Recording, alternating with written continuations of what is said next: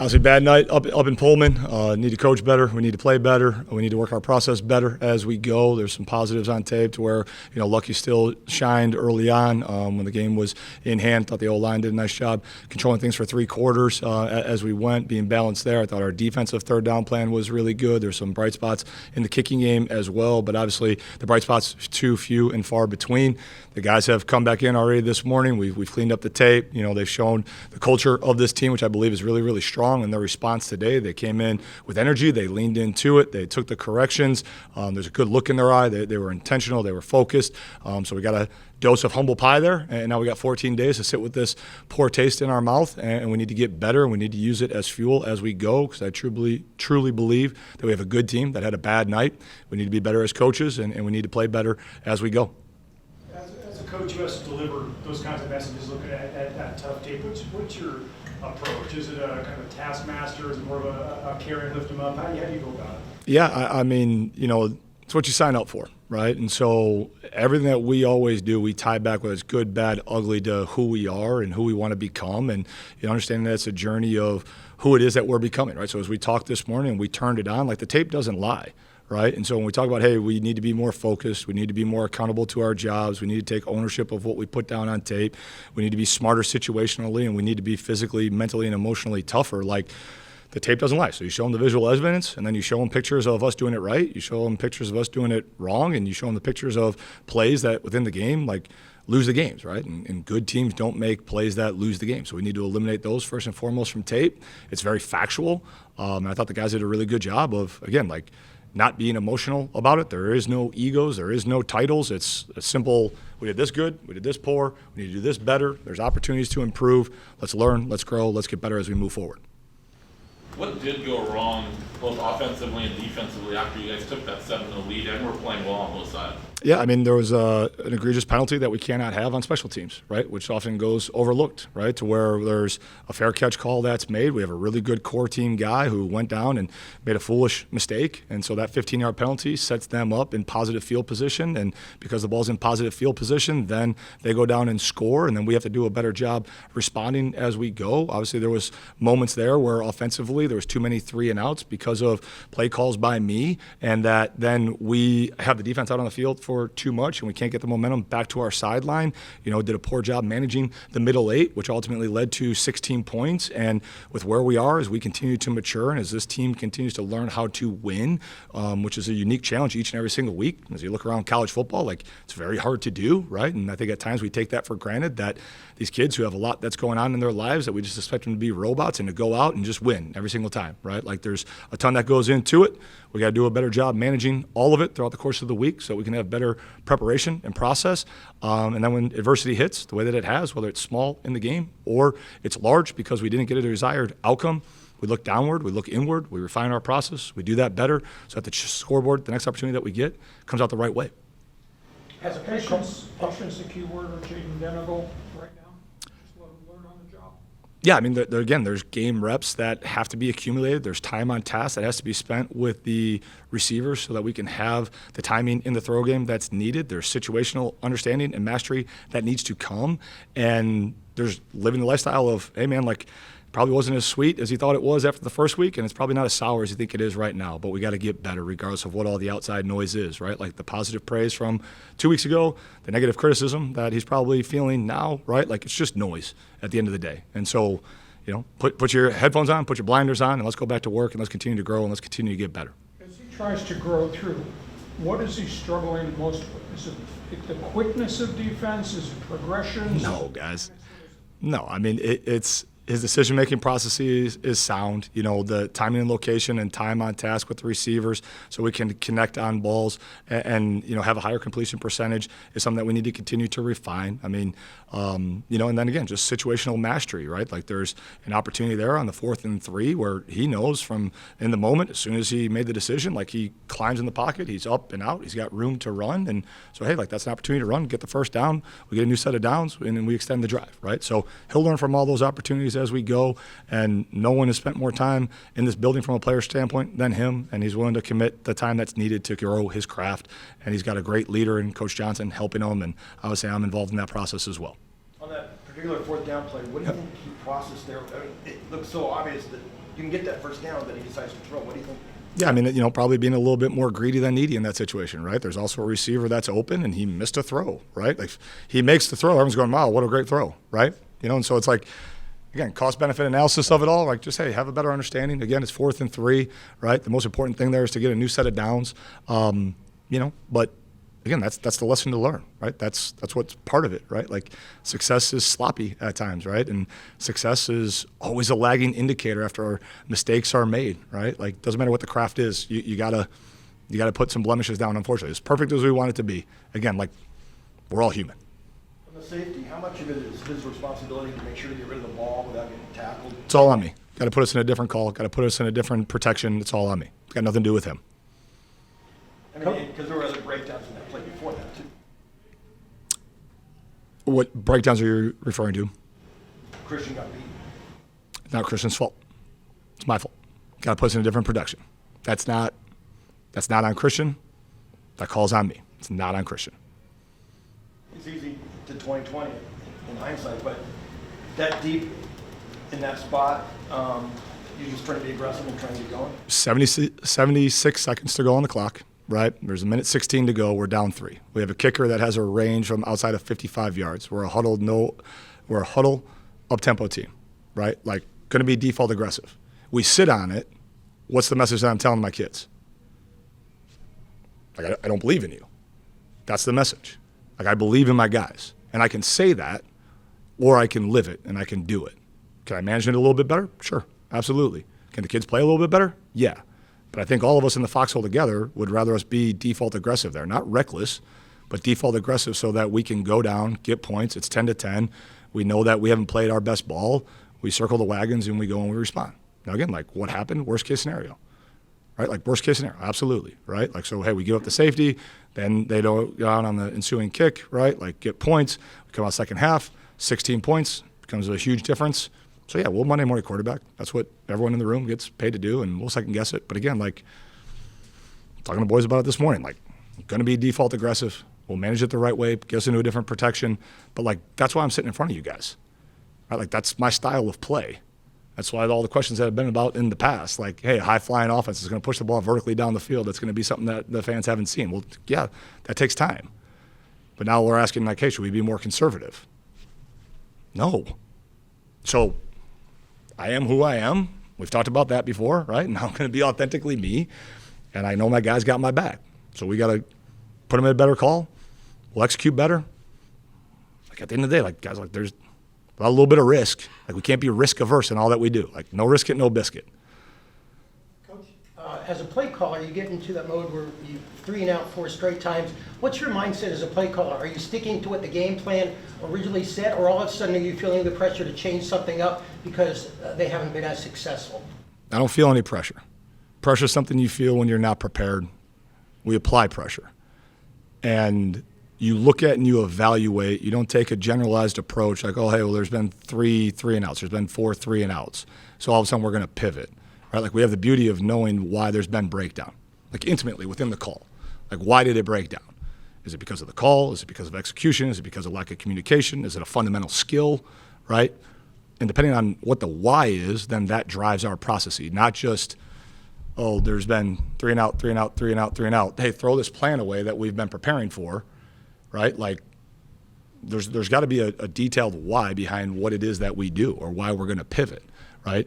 In the manner in which that we're approaching everything. So, again, like, the efficiency and the consistency of our execution needs to get better. The details of our fundamentals and the physicality of our play needs to get better in all 3 phases, right? And by doing that, and that'll lead to greater execution, and by putting the kids in better position to be successful with the calls, then we'll have a better opportunity to have success over the long haul. But no, we're not going to abandon a plan, right? When the reason the plan is not being executed properly has nothing to do with who the gray faceless opponent happens to be on the other boundary. You mentioned Lucky Sutton's performance. I think he had about 6 yards per carry. Yep. Was some of that going away from him more of what the defense was showing? No, some of that had to do with the dictation of the situation, right? When you start chasing points, right, now it's not about the defense. It's about the number of possessions, the opportunities that you have, and, having to be able to manage the game, right? And so like that led to, unfortunately, not being able to feed him in the manner in which that we needed to. But Lucky's done great. Our offensive line has been solid, right? They're a strength of our unit, and we're going to continue to lean on them as we go. Emmanuel had, I think, 3 plays in the package. What did you see from those and potentially moving forward? Yeah, I mean, opportunities. He's got a really good skill set. And again, we got to do a better job collectively around him with all that we're doing, right? And so the efficiencies of those calls weren't great. And again, but like looks that we thought that we were going to get, calls that I thought that we executed well throughout the course of the week that didn't translate to game day. And so we got to, again, refine the physicality of our fundamentals and be better in the moment of truth, in the moments that count. Denadol was still on the field when he came in, correct? Yep. Is there another motivation for that, maybe a double throw, something like that? Yeah, there's layers to that plan. And there's more that Burke can do besides just use his feet. There's layers to that plan. Absolutely. Defense hasn't forced a turnover yet in 2 games, and does something like that change? How important is that to swing momentum in these types of games? Yeah, I mean, ball security and generating turnovers is everything, right? Like if you watch that game last night with the Bills and the Ravens, like that only thing changed when Derrick Henry turned the ball over, right? So yeah, turnovers are important. It's been something that we've stressed and that we've emphasized, and we'll continue to stress. We'll continue to emphasize. We got a ball out; it happened to roll out of bounds, right? But everyone else knows how valuable the football is, so teams have been doing a good job securing it as well. But turnovers are still important, and ball security is still important. Yes. Sean, the aftermath of the injuries, does Ross have the ability to get a medical red shirt for next year? Ross is fine. Ross came back in and finished the game, so I don't know what aftermath you're referring to. What about Matuli? Yeah, I mean, he'll be fine. He'll be good. Coach, you said earlier you thought you were a good team that had a bad game. For fans who are looking and going, oh, that looked a lot like the end of last season, what's your message to the fan base? Continue to support. Thanks for being fans. Thanks for being passionate. Thanks for being fanatical.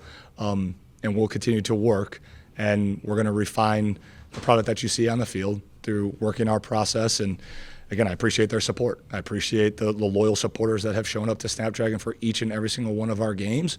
And there's a tremendous opportunity that we have here in 13 days against a really, really talented Cal team that's undefeated, building momentum and going up to, Big Ten territory this week that I know that we're going to have to be at our best. So, we need to be at our best as a whole program and, need the support of the community with that as well. But you still believe this is an improved team? This is a good team that had a bad night, absolutely. You guys go out recruiting at the end of the week. Is that mainly to get touches with guys you've already got commitments from? Yeah, we'll do a little bit of everything, right? We'll be able to touch base with our commits. We'll be able to, see some of the uncommitted kids that are still out there, get some early evaluations on the young guys as well. So, it's truly an evaluation process for us to be able to go and, do all of that with the time that we have allotted to us here. Still expect to get a quarterback for this class? Yeah, we'll see if the right one becomes available. A lot of the defensive guys who returned talked about communication, how last year a lot of guys tried to do things that wasn't their job, over pursuing. Did we see some of that against Washington State on Saturday night? No, wasn't a communication issue. No, we communicated well. There might have been 1 or 2 plays that, there was a communication breakdown, but it was more of a fundamental execution, eye discipline, playing each play for what it is and not trying to do too much, but it was not a communication issue. Coach, what's the focus going to be over the next 2 weeks defensively on that side of the ball? Is it the fundamentals, or is there more to your guys' game plan defensively? Yeah, I mean, we're going to refocus on the fundamentals, right? We need to do that more violently across the board, not just defensively, but in all 3 phases of what we do. So we'll take some time here the next 2 days to really take an intimate look at, again, how we can refine those fundamentals, how we can spend more time on task, a little good on good, and, get better at our craft in all 3 areas. And then come Thursday, we'll start a little bit of prep on Cal, and then give the guys some time to recharge and recover over the weekend before they're back, and we're rocking and rolling back into game week. Fundamentals obviously includes tackling. In today's climate and what you can and can't do on field, how do you teach proper tackling and then make guys better at that movement? Yeah, and a lot of it is the approach and the angle that you take, right? And so we have a great staff that has put together some great drills that we've utilized that we need to, get back to and reinforce as we go, so that we're taking the proper angles, that we have the right approach, so that we're near foot, shoulder striking as we go, that we're killing the engine, that we're running our feet, that we're wrapping and rolling, and all those things. So we can drill that in a proper environment, without risk of injury to any of our own guys. And, again, that time on task will show up, here in 13 days. And as we continue to move through the season to, improve that skill, that basic skill. To be clear on Tana, are you expecting to be able to start against Cal? We'll see. I didn't say that, did I? I said it was good. So we'll continue to move forward with it, right? For clarification. Sean, I got a non-asked question. When the Oversight Committee last week, Friday, passed a new proposal for transfer portal. Yep. 10 days, January, one portal only. Do you think that will bring organization to the chaos that you guys have had to live through? I think anything that provides stability is awesome, right? And so I think we've all been clamoring for one portal window. We're the only sport right now that has multiple. So having that be one, I think, is fair for all parties involved. I'm glad that it has support. I'm glad that it has momentum, and hopefully that stabilizes some things so that then we can obviously work during that time and work during that window so that we can get kids admitted to school, which is going to start shortly after that, right? Like usually we start school between January 15th and January 20th, right? So eager for the support of administration, right? Admissions, everyone that's going to be involved in that process as we pivot with that new change that's coming so that we can get our young men who are student athletes, right, enrolled in class so that they're here for the spring so we can do great work together, have the time on task that we've all been talking about, right, so that we can do that as we go forward for next year and into the future. In your opinion, what do you think would be the perfect time to open the window, and how long would you keep it open? I have no say over all of that. So what were the dates? January 2nd to the 12th, I think? That sounds awesome. Let's do that. And those still playing, though, they get an extension, right? Yeah, there's going to be a handful of teams that still play during that time, right? So I think it makes sense for all that's involved. It makes sense where December is dead, so we can spend time with our current roster and do the number one thing of retaining our own guys, right? And being able to take a breath for a second, right? And just spend time intimately with our guys and not have to run and chase on the road, and then prep and prepare for, again, when the new year and the calendar turns for the next season, but then being able to have your whole team. Again, like, I've been in favor, and ideally, I just wanted it December or January at some point in time, right? Like, I over the option of having just one spring window, I'm in favor of this, so I'm good. So some people complaining, why not have it after the national championship? But I think what they're not considering is because it's kids in school, like School. We're still doing school. There's still young men here, right, that are 17 to 23 that are moving away from home for the first time, or they're making a change for a certain reason, and we're still doing school. So there's that, and there's, people that start school earlier than us. So school is still a factor. major in football. We're not quite there yet. Did Cordell Jones try that one? Correct. His quote, not mine, for clarification purposes. Anything else for Coach? The three starting receivers, they played predominantly every snap, I think, except for the last drive. Is that because there's clear separation between those guys and the guys behind them? There's always separation between who a starter is and who the backup is. That's the reason why they're starters, right? So if you've earned the right to be a starter, you're going to play the majority of the snaps, regardless of position.